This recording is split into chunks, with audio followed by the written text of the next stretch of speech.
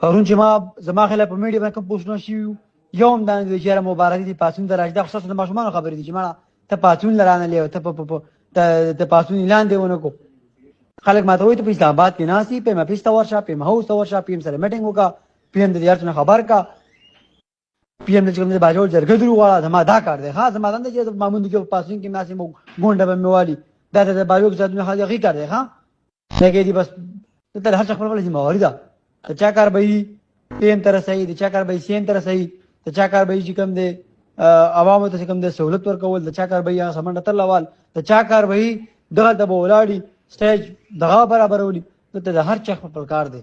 دا نه چې یاره بس په پاڅون کې ناست یم، په باجوړ کې ناست یم او غم خادې کې پریو کې شرکت کوم. نه زه انسان یم. ټیک ټاک به زما نوم دغه کېږي. زه په هر پاڅون کې شرکت نشم کولی، زه په هر درنه کې شرکت نشم کولی، زه په هر احتجاج کې شرکت نشم کولی، زه په هر مړ کې شرکت نشم کولی، زه په هر خادې کې شرکت نشم کولی. ولې ما سره دغه ذمهواري دلته ناست یم. زما چې کوم کار دی زه به هغه کوم. بس تاسو لږ دا ټوټه بوټه د وړو خبرو نه راوځي مړه چېرې مامون ته کې پاڅونه مبارزې ولې راغلې. اوس مبارزې در روان شوي دي نه بغیر درته مامون له پاڅونه درځي مړه خدای هم غار کا. ملګرو د باجوړ ولس د پرون نه انتهایی ډیر زیات ودرېده، خو د هغه دردېدو سره سره د MNA مبارک زیب چې کم وایس لیک شوی دی نو هغه خبرو د باجوړ ولس نور ودرده. ټیک شوله نو MNA صاحب لږ برداشت کوه او دومره سخت خبرې مه کوه.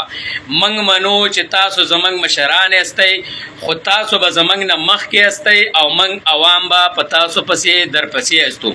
چې تاسو زموږ نه شاته یاستئ نو موږ عوام هېڅ نه یاستو. ټیک شوله د دې ټیکه یوازې نه نجیب اخیستې ده او نه ګلظفر اخیستې او نه داسې نورو ملګرو اخیستې.